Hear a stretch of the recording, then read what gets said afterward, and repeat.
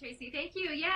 Hey, let's talk the real estate business, shall we? It is something really right now that COVID-19 is not going to stop, especially in this time of crisis. And that's what we're wondering. How is it doing? So I sat down, I chatted with Joel Clausen of Scott Smith Realty Group to find out exactly what they're doing to adjust.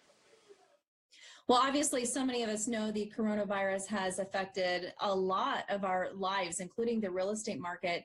A lot of people, I would imagine, having to make a lot of changes. So I had quite a few questions about this. Joel Clausen joining me now from Keller Williams. And Joel, we've talked a little bit before. You say things have changed in a way, but you guys are definitely learning to adapt. I mean, you got to. There's no playbook. There's no, if a pandemic breaks out, this is how you do real estate, just like everything else. So you're adapting as you go. And you're trying to, honestly, at this point, you're trying to keep your people safe. You're trying to keep yourself safe, but you're also in a business where there's hundreds of thousands of dollars in transactions on both sides. So it really feeds the economy. So you got to get out there. I think, honestly, I think that's why we're essential, because we are moving hundreds of thousands of dollars one way or the other. Yeah, I know, trying to keep that moving for sure. When it comes to, because I thought, how are people buying homes, selling homes, looking at homes, doing showings? How has that world changed right now? Just like you and I are, you're using technology. You're using technology how you can. You're using your phone. You're using a lot of video stuff. Just like, you could go outside and show a carnival going on or something like that. There's technology that allows you to get outside of the business aspect. You can use 360 virtual tours. You can use Matterports, which is kind of like, I compare it to like Google Maps, where you can like go and move along the streets. That you can do that inside houses. You can do 360 cameras to where I can kind of hold, almost like a stick like this, and there's a camera on top, and then you can walk around, describe the home, and someone can view it with their mouse as I walk and talk. So there's all kinds of different ways. There's technology is your friend in this situation, because it can only be one person there, and that can get it out to whoever needs to see it. What do people need to know if they are, because I don't want this, none of us want this to scare them away from potentially buying or selling a home, but maybe what's one of the key factors that they need to keep in mind if they are thinking about doing that right now during this time? Yeah, and I mean, I think it really comes down to find someone you trust, an agent you trust, who can potentially go out and view the property alone.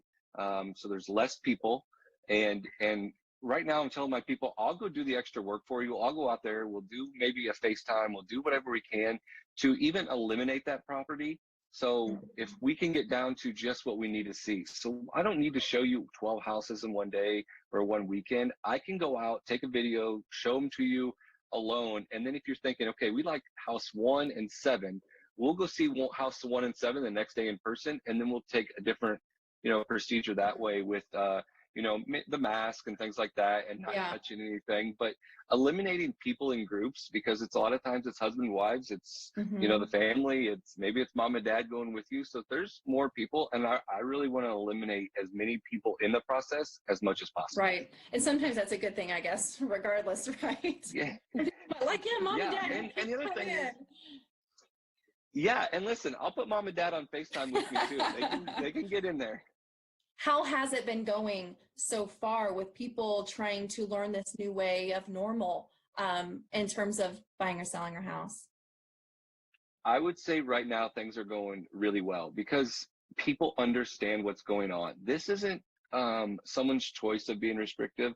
This is a pandemic, and this is what's going on in our world. So people understand what's going on.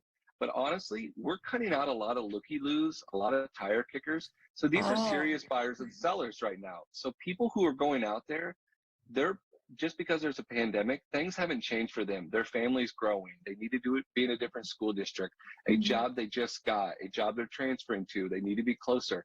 Those things haven't changed, even though a pandemic is happening. Yeah. So those people still need to move, or they need to sell and buy. And so that hasn't changed just because of what's going on. And people's lives are continuing to go on even with what's happening. And I'm just trying to do the best I can. Exactly. And I think that's a good point, because we want them to go on, right? We want to know that our lives are going to move forward in all of this. great information. Thank you so much for talking to us today. I hope this encourages people to, move on with their plans perhaps in life and do what they were initially hoping to do. So Joel, thank you so much. I hope we talk soon.